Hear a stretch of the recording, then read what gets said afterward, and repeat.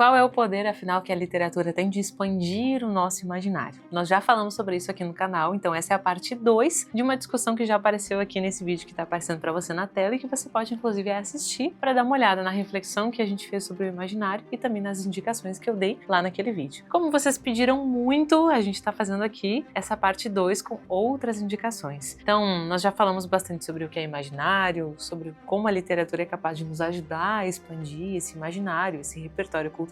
E agora chegou a vez da gente conhecer outras obras que podem nos ajudar nisso. Eu fiz uma seleção foi muito difícil trazer essa nova seleção para vocês, porque afinal todos eles têm a sua contribuição, mas eu tentei priorizar aqui clássicos que são menos óbvios na sua maioria e que vão trazer também diferentes contribuições para a nossa visão de mundo. A grande maioria dos livros dessa vez são em prosa, porque no outro vídeo eu indiquei vários livros em verso. Então agora a maioria é em prosa, que eu sei que é a predileção de muitos. E a gente também tem uma variedade bem interessante de nacionalidades dessa vez. A gente tem livros de vários lugares. Então a gente vai passar por romances, por peças de teatro e também por um poema narrativo latino-americano muito especial. Vamos lá! Nossa primeira indicação, então, de livro para expandir o imaginário é Ivanhoe, de Sir Walter Scott, que foi publicado em 1819 e é um dos romances históricos mais influentes do século XIX. A gente está falando de uma narrativa escocesa, que é aí uma história que acompanha o cavaleiro Ivanhoe, que é um cavaleiro saxão, que retorna das cruzadas para uma Inglaterra que está dominada por tensões entre ali os saxões e os normandos. É muito interessante porque esse livro vai trazer todo um universo de cavalaria, de Idade Média, com torneio, com disputa política, com honra cavaleiresca, com luta contra as injustiças. E aqui aparece um dos personagens mais icônicos da literatura medieval, que é Robin Hood, que é, na verdade, um personagem que começa a aparecer na literatura oral lá no século XI ainda, dentro ali da região, né, saxã, e que acaba se tornando, então, um símbolo de resistência contra a tirania. Eu tenho certeza que você já viu esse personagem por aí, né? Ele talvez seja muito mais famoso que o próprio Ivanhoe, mas é de fato uma vivência muito interessante, porque aqui também a gente está falando de uma narrativa, afinal, de Walter Scott, no século XIX. Então a narrativa é muito mais acessível do que um livro do século XI, XII, né, de todo esse acesso aí de uma literatura mais medieval propriamente. Então a gente tem um imaginário medieval com um livro mais moderno, o que ajuda muito na hora de ter acesso a essa leitura. É um livro muito gostoso de ler também. Como que isso expande o nosso imaginário? Primeiro, todo esse ideal de castelos, cavaleiros, torneios, florestas, códigos de honra, que são muito comuns no cinema, mas que muitas vezes a gente não encontra nos livros, principalmente nos clássicos. Então esse livro aqui tem um tesouro em relação a isso. A gente também vai pensar bastante sobre o que é o herói, a ideia de coragem, de lealdade, de justiça. E é muito interessante, claro, por causa do Robin Hood, que é esse arquétipo do fora da lei justo. Esse homem que é um fora da lei, mas que na verdade é muito justo e tira daqueles que têm muito para dar para aqueles que têm pouco e faz justiça com as próprias mãos de uma certa forma. Então, é uma leitura muitíssimo interessante que eu recomendo muito e acho que é uma riqueza muito grande para o nosso imaginário. Partindo para a segunda indicação, nós vamos falar aqui de Frankenstein, da Mary Shelley, que é um livro publicado em 1818. Nós já conhecemos um pouco da história, mas não custa retomar. O Frankenstein, na verdade, não é um monstro, não é? O Frankenstein é o médico, o cientista Victor Frankenstein, que vai lá fazer suas experimentações, junta pedaços de corpos de cadáveres e tenta, então, dar vida a esse novo ser e, de fato, consegue, né? Ele dá vida ao monstro, mas ele acaba se horrorizando com a sua própria criação, abandona essa criação e essa criatura depois, então, rejeitada pelo pai e por todo mundo, por toda a sociedade, vai desenvolver toda essa ideia de consciência, de sofrimento, vai ter, de certa forma, uma alma, uma consciência. É muito interessante porque o romance da Mary Shelley acompanha essas consequências da criação. Eu gosto muitíssimo desse livro. A primeira vez que eu li ele, de fato, foi um marco, porque a gente vê o filme e tal, e agora inclusive saiu aquele filme novo do Guillermo del Toro, interessantíssimo, mas vejam que é muito diferente quando a gente lê o livro original e vê tudo que a Mary Shelley concebeu na hora de escrever esse livro, porque a gente tem uma ideia de que é meio que uma narrativa de terror, né, algo numa pegada assim mais monstruosa, tem esse ar mesmo, que é muito gostoso de ler, mas o principal desse livro é a reflexão moral filosófica que a gente tem nele, e ele acaba se transformando mesmo nesse mito do Prometeu moderno, que inclusive é um o título, faz parte do título da Mary Shelley. Esse homem que desafia os limites da natureza, assim como Prometeu lá na mitologia grega, rouba o fogo dos deuses e dá aos humanos. O Victor Frankenstein é esse médico que, digamos assim, rouba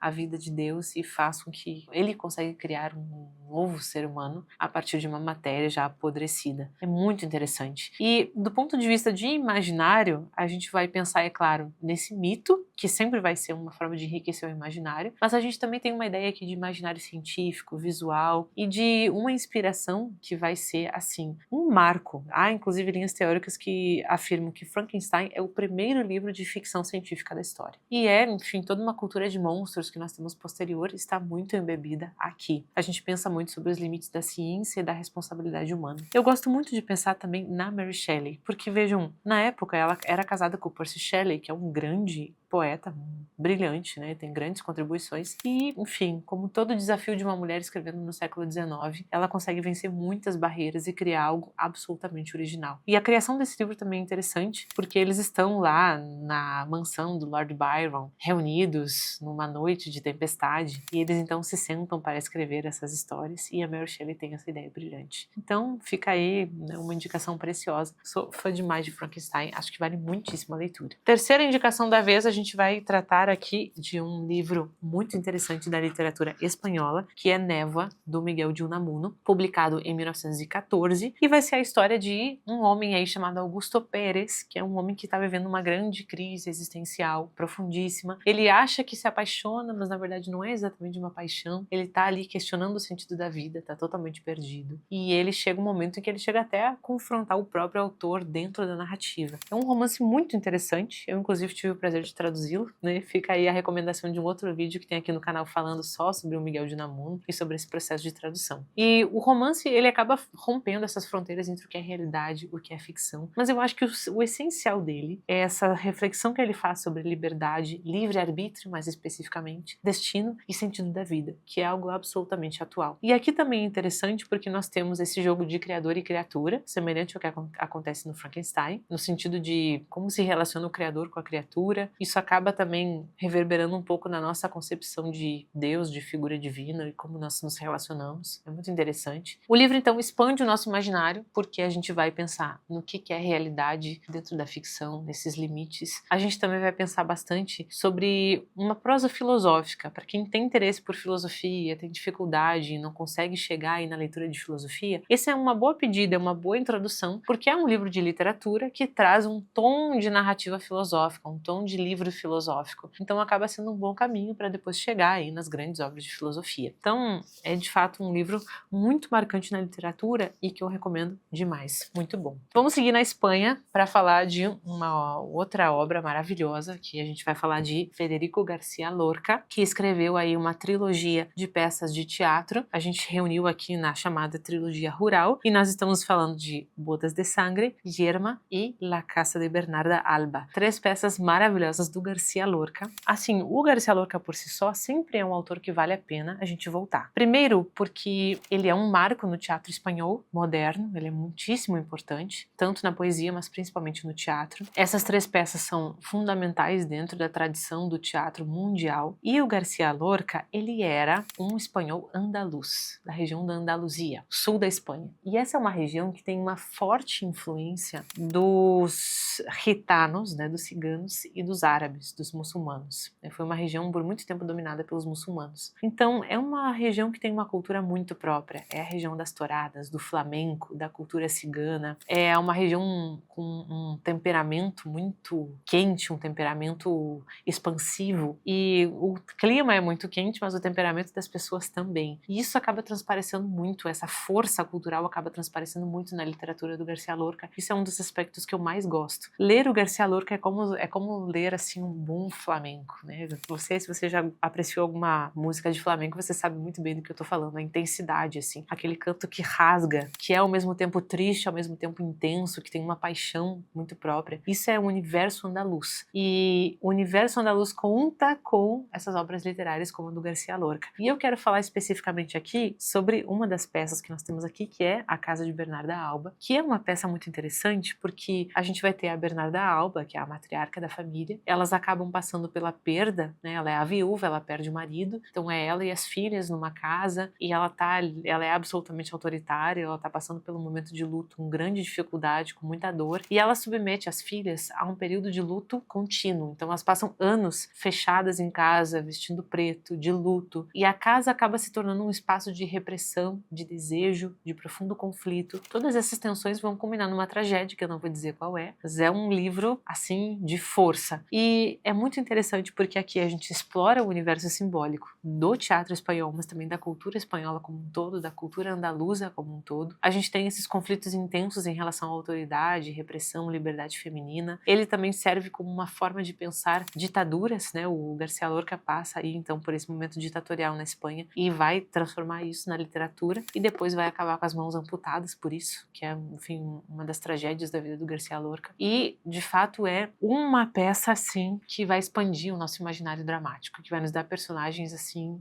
inesquecíveis e trágicas, principalmente a Bernarda Alba aqui. Mas vale muito a leitura também da Bodas de Sangre e da Yerma, que são outras duas peças fundamentais. Então, nós não falamos muito sobre o García Lorca ainda aqui no canal, então fica a minha recomendação de algo brilhante. Aqui pela edição do clube, inclusive, vocês conseguem ler em espanhol, porque é bilíngue. Então, fica também a experiência de ler o García Lorca em espanhol, que é melhor ainda do que lê-lo traduzido. Seguindo na linha dos hispânicos, eu também trouxe para vocês Martín Fierro, do José Hernández. É a nossa quinta indicação, então. É um livro argentino, publicado em 1872, a primeira parte, e depois 1879, a segunda. A história de um gaúcho, que é o Martín Fierro, que ele é recrutado contra a vontade para lutar na fronteira com o Uruguai, e ele, enfim, sofre muito com isso, sofre abusos, se torna um fugitivo, virge à margem da sociedade, ele é um fora da lei. É um poema narrativo, né? A gente tem então toda a narrativa aqui bilíngue na edição do clube, maravilhosa. A tradução que tá aqui, inclusive, é maravilhosa, porque é do Carlos Nejar, então, nossa, é uma tradução belíssima. Essa obra é muito importante porque ela nos ajuda a construir um pouco esse imaginário latino-americano, e é muito interessante porque se eu disser para vocês, olha, imagine agora um cowboy, todo mundo tem uma imagem na cabeça do cowboy. Esse cowboy norte-americano, o chapéu, aquela calça de franjas, assim, a pistola, né, o ambiente do faroeste, todo mundo constrói essa imagem na cabeça. Mas a gente tem, de certa forma, uma figura que a gente poderia fazer uma correspondência e dizer que é uma espécie de cowboy latino-americano, que é o gaúcho, dessa região rio-platense da Argentina, do Uruguai e do sul do Brasil. E é muito, muito interessante a gente entrar em contato com isso para pensar questões de honra, de liberdade, de resistência, para imaginar um pouco a paisagem do Pampa, essa imagem de campo contínuo, assim, de planície, que não tem fim, dos campos abertos, de algo mais rural. E é uma das paisagens mais importantes da América Latina. Nós temos tanta diversidade na América Latina que a gente acaba esquecendo desse aspecto que é muito importante e que é uma das narrativas de liberdade mais marcantes aqui das nossas terras. Entra o Brasil aqui por causa da região sul, mas também aqui nos nossos países, né, ao lado de fronteira, que são o Uruguai e a Argentina. Então fica aí essa indicação que eu acho muito marcante, assim, para formar o nosso imaginário, para nos ajudar a pensar nessa figura do homem, da mulher, enfim, errante, essa figura desse homem livre, indomável, que é dono de si, que desbrava os campos, que vive só. E aqui no Brasil a gente não tem muito essa figura, né? Talvez o Érico Veríssimo nos ajudou um pouco com isso, construiu o personagem do Capitão Rodrigo, mas o Capitão Rodrigo, ele se inspira, ele é, de certa forma, uma consequência do Martín Fierro. O Érico Veríssimo se apoia muito na figura do Martín Fierro para construir o certo Capitão Rodrigo que aparece depois no Tempo e o Vento, do Érico Veríssimo, né? Que é uma saga muito importante da nossa literatura brasileira. É difícil falar tanta coisa em pouco tempo, né, pessoal? Mas essa indicação eu faço demais porque vale muito a pena. Seguindo, então, a gente tem aí nossa sexta indicação, é O Fantasma da Ópera, do Gaston Leroux, 1910, a sua publicação, e é um livro que vale muitíssimo a pena por ser, assim, uma grande história que ultrapassou a literatura e já virou uma grande ópera famosíssima e que é, enfim, fruto aí de grandes filmes, muitas produções vieram depois. O cenário em si já é um convite ao enriquecimento do nosso imaginário, porque tudo se passa no subsolo da Ópera de Paris, e a Ópera Garnier, em Paris, é, de fato, um monumento da civilização. é uma coisa belíssima, né? Sem descrições, assim, é muito, muito bonito. Então, só por isso a gente já começa a emergir num ambiente totalmente único. E a gente se depara com uma figura misteriosa, né, o fantasma que tá aqui perseguindo e que se apaixona pela cantora Christine Daae e tenta ali moldar sua carreira artística, mas também eles vivem esse amor, esse romance que mistura um pouco de suspense, de romance, de tragédia. E é muito interessante porque a gente consegue pensar aqui nesse arquétipo do gênio isolado e monstruoso, esse ambiente gótico que é muito fascinante, né, os corredores secretos, as máscaras, as sombras. A gente consegue pensar na ideia do amor trágico, da dualidade entre a beleza e o horror, do quanto eles podem coexistir, mas esse livro também serve para pensar um pouco sobre o subsolo da nossa existência, o nosso inconsciente, as coisas que nós deixamos lá muito bem escondidas e que às vezes elas voltam para nos assombrar. É um livro que, enfim, tem uma grande análise aí do ponto de vista da psicologia, para pensar sobre todas essas construções aqui do fantasma, da Christine, como uma forma de metáfora da consciência humana. Vale muito a pena. Então fica a indicação para ler o livro e depois, é claro, apreciar também a ópera e todas as produções cinematográficas feitas a partir disso. Vamos chegando então na nossa sétima indicação, que é O Ateneu, do Raul Pompeia, publicado em 1888, que é um dos clássicos da nossa literatura brasileira. A gente vai ter o Sérgio, que entra num internato que é o Ateneu, e é um colégio que vai ser um microcosmo da sociedade brasileira, que vai revelar aí rivalidades, hipocrisias, conflitos. É uma narrativa que é muito marcada pela memória, mas também pela observação psicológica. Eu acho ele muito interessante porque ele nos ajuda muito a entender como era a sociedade brasileira do século XIX, qual era essa dinâmica que a gente tinha, principalmente na elite brasileira, como tudo isso acontecia. A gente tem uma linguagem muito refinada, tem uma observação psicológica muito precisa e a gente vai ter aqui dois aspectos muito importantes. Primeiro, a oportunidade de conhecer melhor a nossa cultura brasileira e nós como brasileiros. Segundo, a gente também tem aqui uma forma de ter contato com esse ambiente da infância, dos traumas da infância, pensar um pouco sobre esse processo de amadurecimento, que para mim é o centro desse livro. Então, acho que vale muito a pena tê-lo em mãos para refletir bastante sobre essa ideia, então, do amadurecimento. Muito bem, agora já estamos chegando no oitavo indicação aqui, estamos chegando já para o final das nossas indicações. Eu não poderia deixar de citar aqui com vocês A Montanha Mágica, do Thomas Mann, publicado em 1924, no período entre guerras, e é um monumento da nossa literatura, né? Uma obra alemã, escrita então pelo Thomas Mann, e o protagonista é o Hans Castor, que é esse jovem que vai visitar um sanatório nos Alpes suíços, vai para passar 3 semanas e acaba ficando nesse lugar por 7 anos. É uma narrativa absurdamente simbólica, a gente vai ter personagens que representam diferentes correntes filosóficas e políticas, como se fosse um microcosmo da Europa do século XX, e é uma narrativa que nos convida a uma reflexão muito profunda sobre doença, tempo, sobre a cultura europeia entre guerras. É um livro que expande muito o nosso imaginário, porque a gente acaba tendo contato com grandes diálogos filosóficos. Então, se o Névoa que nós comentamos antes, ele nos ajudou a pensar, né, a nos introduzir nos diálogos filosóficos, aqui no Thomas Mann isso é potencializado. A gente tem grandes diálogos sobre temas como tempo, morte, doença, civilização. E é muito interessante porque o Thomas Mann escreve, ele começa a escrever no início da Primeira Guerra, termina de escrever depois que a Primeira Guerra já terminou, logo em seguida viria a Segunda Guerra. Então é de fato um livro que também é como se fosse uma grande fotografia do momento que o mundo vivia, né, ali no início do século XX. É uma grande recomendação. E agora, para terminar, eu vou finalmente chegar nos livros mais óbvios, porque eu prometi para vocês que eu ia indicar alguns russos, não aconteceu no primeiro vídeo, então, ei-los, vamos aos primeiros russos aí da nossa lista. Começando, é claro, com Crime e Castigo, eu não poderia deixar de recomendar esse livro que é, de fato, monumental aí da literatura do Dostoiévski, publicado em 1866, considerado por muitos como a sua obra-prima, não sei, acho que o Crime e Castigo e os Irmãos Karamazov acabam ficando aí, né, meio que no mesmo altar, né, de valorização, aí são grandes obras do Dostoiévski. E aqui a gente vai ter a história do Raskolnikov, que é um estudante pobre, que ele acaba assassinando uma agiota, acreditando, né, ele tem essa ideia, essa crença de que certas pessoas têm o direito de ultrapassar algumas leis morais. Ele acaba se justificando, né, ao longo de todo o livro, é esse grande movimento de reflexão moral, se ele tem como se eximir dessa culpa, se ele tinha o direito de matar essa agiota. E ele vai mergulhando nesse grande dilema de culpa, de paranoia, paranoia, de crise espiritual. O livro vai nos trazendo todo esse acompanhamento psicológico, essa grande decadência, e explora profundamente, né, a mente humana, o peso da culpa. É um livro que nos ajuda também a pensar nos limites morais, na questão dos crimes. E a gente vai tendo então essa ampliação, esse amadurecimento das nossas questões éticas. Até que ponto nós podemos defender os nossos próprios erros? Será que os erros são defensáveis ou não? Será que os fins justificam os meios? Enfim, é uma grande reflexão que esse livro vai nos trazendo e que nos amadurece para pensar essas questões éticas da vida. Eu acho que é uma leitura que de fato é imperdível. E para terminar, nós vamos terminar em grande estilo. Eu quero indicar para vocês aqui talvez um dos livros mais monumentais da literatura russa, que é